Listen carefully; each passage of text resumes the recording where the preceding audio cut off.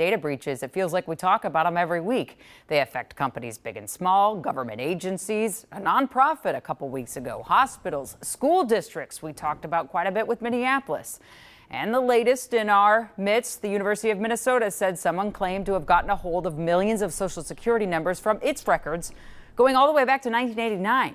But the U said it knew about the breach for about a month before the school said anything publicly. Now, the university is facing a lawsuit from two former employees. They claim the U didn't do enough to protect their personal data.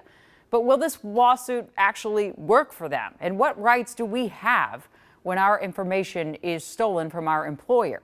Gordon went to find out. What were some of the big takeaways for you reading into this U of M breach here? It is interesting the lawsuit has come before anything's known, at least publicly, about the root cause as to how this took place. Bryce Austin, yes, with TCE Strategy, feels the lawsuit filed against the University of Minnesota over the recent data breach is premature because there's still so much we don't know, and likely so much the university still doesn't know either. First, was the university negligent? We don't know at this stage of the game. Was there actual harm that came to the people that were breached? That's a difficult correlation to make. He says, think about it this way. Let's say your credit card information was compromised and someone started charging money on your account. How do you prove that it's connected to a specific data breach when that same information could have been stolen by someone else in another breach at any other time? Most of us have had our data lost in one breach or another.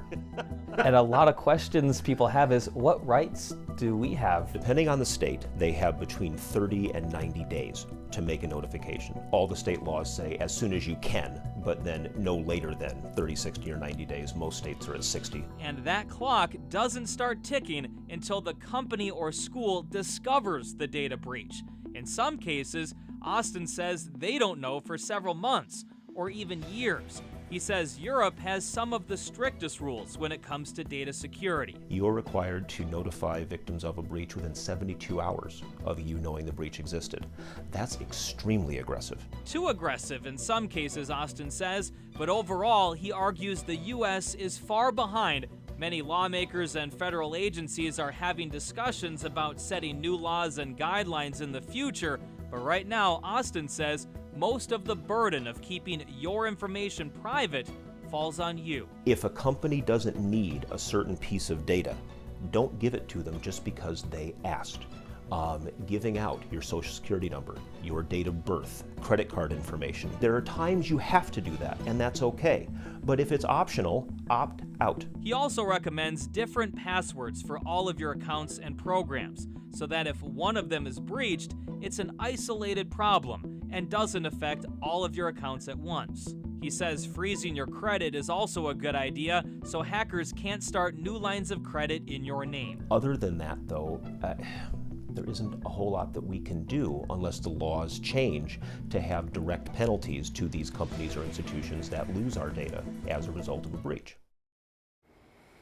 Wow. Well, that expert says he's hoping this case will go to trial so the information about what happened does become public. And he believes every case is a learning opportunity for the cybersecurity industry. But a lot of these cases just get settled outside of court, so we never really learn the finer details of what went down.